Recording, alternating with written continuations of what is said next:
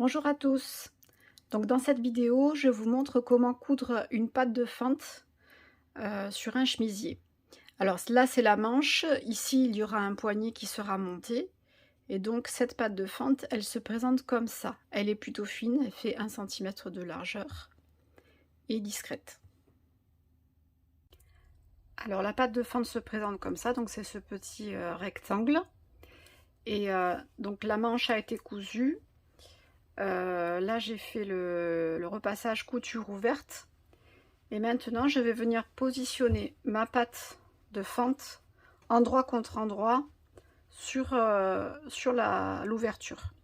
Alors cette ouverture, hein, je l'ai déterminée selon le cran de repère sur le patron. Donc si vous ne l'avez pas fait, n'hésitez pas à aller chercher ce cran sur le patron parce que c'est vraiment important de savoir où on se positionne. Donc à ce niveau-là, on repère bien la partie, la fin de la couture là, ici. Donc on va épingler comme ça et je vais faire une marque au niveau de la fin de la couture pour savoir où je dois me positionner. Voilà. Ensuite je le reprends de ce côté là, c'est plus facile. Donc le petit point que j'ai fait, il est là. Et je vais venir tracer à 1 cm ma future couture. Donc à partir de ce point là, comme ça, hop, jusqu'au bout. Et de l'autre côté, on fait la même chose. Donc on met cette partie là dans l'autre sens. Hop. Ça, je le mets ici, au niveau de la pointe. Je fais bien attention que ce soit bien plat de l'autre côté. Donc je ramène bien mes coutures de l'autre côté là.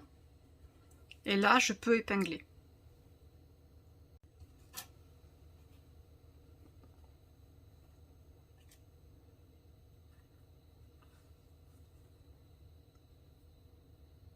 Donc ça donne ça.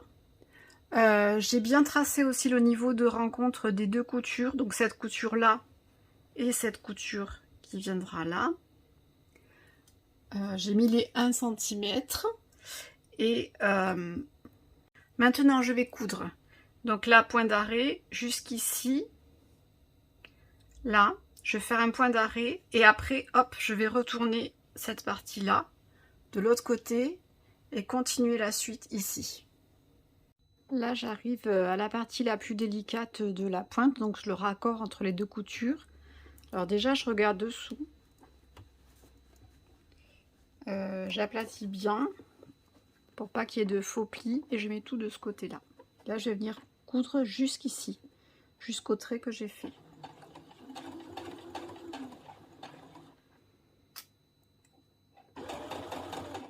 Et je finis à la main pour être bien précise.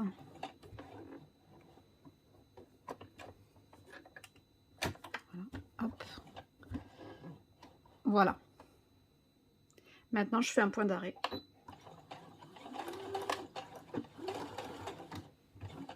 Et je peux couper mon fil.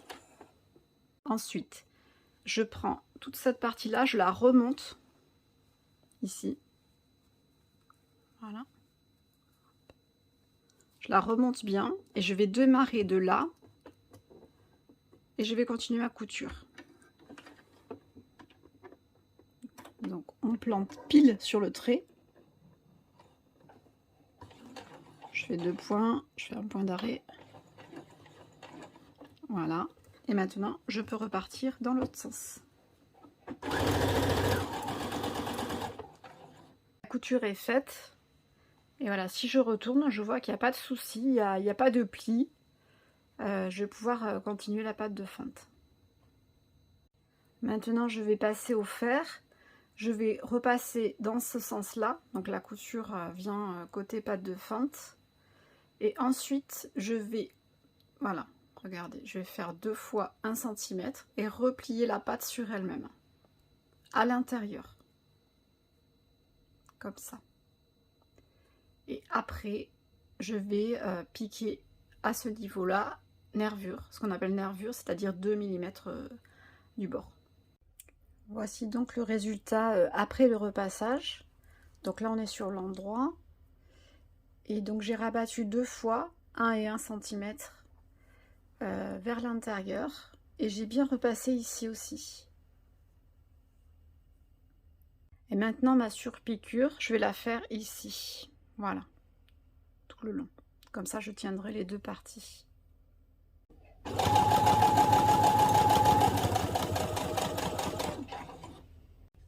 Au niveau de la jonction des 2 parties, là, je fais attention que tout soit bien plat dessous. Hein. Je vérifie avant de piquer. Et là, je me mets toujours nervure.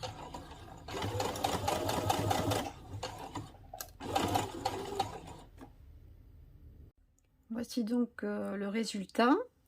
Donc ça, c'est sur l'endroit. Maintenant, je vais prendre cette partie-là, comme ça, sur l'envers. Et je vais venir coudre ici, en diagonale, pour maintenir la pâte de fonte. Une fois repassé, ça donne ça. Donc vous voyez, c'est impeccable. Et là, j'ai mis la main gauche. Sur la partie qui va de ce côté-là, vers la gauche, on va faire un retour. Ici, on va l'épingler. L'autre partie, elle ne bouge pas, elle reste comme ça. Voilà. Donc faites bien attention que ce soit bien dans ce sens-là, vers l'extérieur de la main.